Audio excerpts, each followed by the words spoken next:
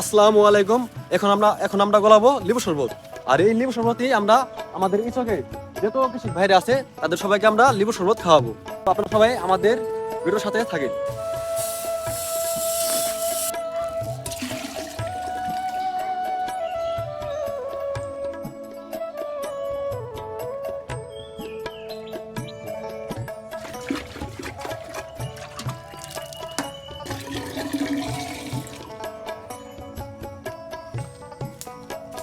ওইখানে কিছু কৃষক ভাইকে দেখা যাইতেছে, ওই চলো ওইখানে চলো।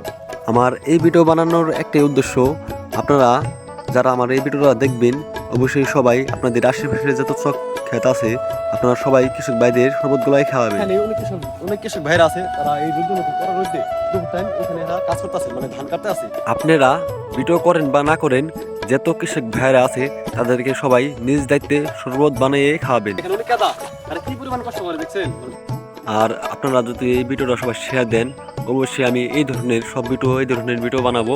আর বিশেষ করে যারা যারা আমার এই ভিডিওটা দেখবেন, আপনারা সবাই আপনাদের এলাকার যত কৃষক ভাইরা ধান কাটে তাদের সবাইকে আপনারা শরবত বানিয়ে খাওয়াবেন।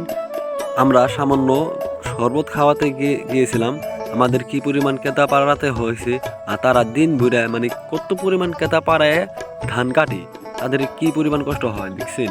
আর সবাই কৃষক ভাইদের স্যালুট জানাবেন।